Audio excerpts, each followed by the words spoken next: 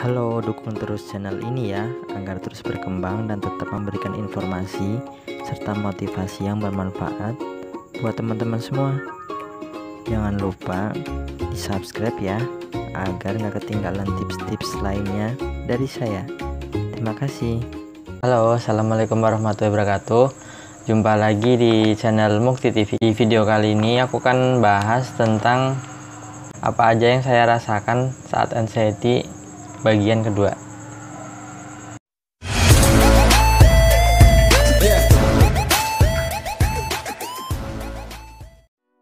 Jadi yang saya rasakan selama anxiety itu banyak banget ya sensasinya, baik yang secara fisik ataupun yang secara yang terasa dari pikiran. Yang pertama itu biasanya antara perasaan sedih ataupun senang itu datar aja gitu, sama gitu. Jadi sedih ya seperti itu, senang juga seperti itu. Kalau terlalu senang juga di hati nggak nyaman gitu. Kalau terlalu sedih juga terlalu terbawa sedih gitu, terbawa emosi gitu. Jadi antara sedih senang itu datar aja gitu, hampir sama gitu. Kadang nggak bisa bedain gitu. Tetap sih tahu antara bedanya sedih sama senang gitu, cuman dirasanya itu datar aja gitu. Terus juga kadang seperti merasa sakit lain gitu, seperti merasa sakit jantung gitu. Kok saya seperti sakit jantung, atau ada yang juga teman-teman mungkin merasa seperti sakit paru-paru atau sakit usus atau kanker gitu. Pokoknya merasa kalau dulu saya seperti merasa jantung ya, karena di dada kadang sering sesak. Terus sering terbangun juga tengah malam gitu saat GERD anxiety itu, jadi tidur nggak nyenyak gitu. Kalau saya dulu sering terbangun gitu jam 2 malam gitu ya, sering nggak tahu bangun aja gitu. Terus berusaha untuk tidur lagi nggak nyenyak, jadinya tahu-tahu udah pagi gitu, seperti itu. Sering kaget juga gitu, jadi misal tidur nggak tahu karena mimpi atau apa gitu, kadang kaget gitu, tahu-tahu bangun sendiri gitu. Biasanya kalau saya dulu sering kaget itu misal pagi-pagi gitu, pagi ada udah dibangunin, atau siang-siang juga pas lagi tidur siang itu. Emang kalau siang saya paksakan buat tidur, tapi sering kaget gitu. Misal di luar di jalan, di depan rumah ada orang ngobrol atau orang jalan gitu, sering kaget gitu, berdebar gitu jantung juga. Jadi itu ya, jantung juga sering berdebar-debar gitu, berdetak lebih kencang dari biasanya gitu. Jadi serasa nggak normal gitu detak jantungnya gitu, lebih kencang dari biasanya gitu.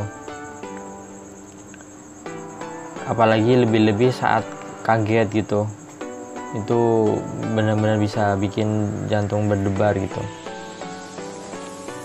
Kemudian sering mimpi seram juga gitu.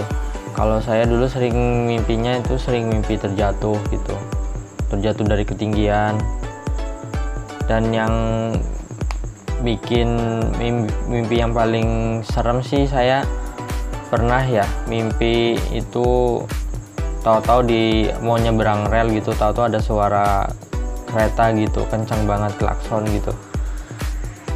Dan seperti nyata gitu, akhirnya saya kaget terbangun gitu.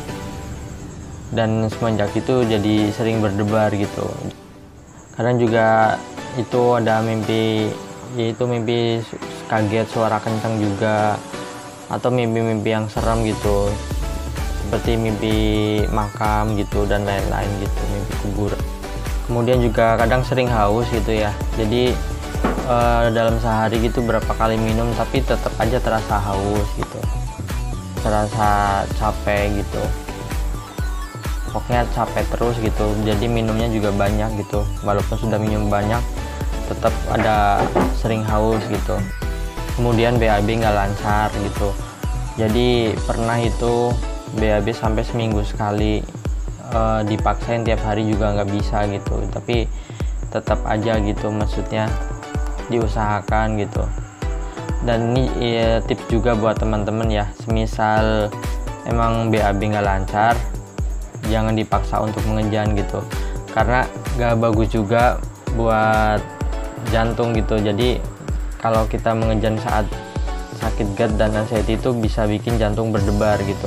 Kemudian perut juga sering tegang gitu. Jadi setiap saat tegang gitu ya. Mungkin dari faktor lambung gitu ya.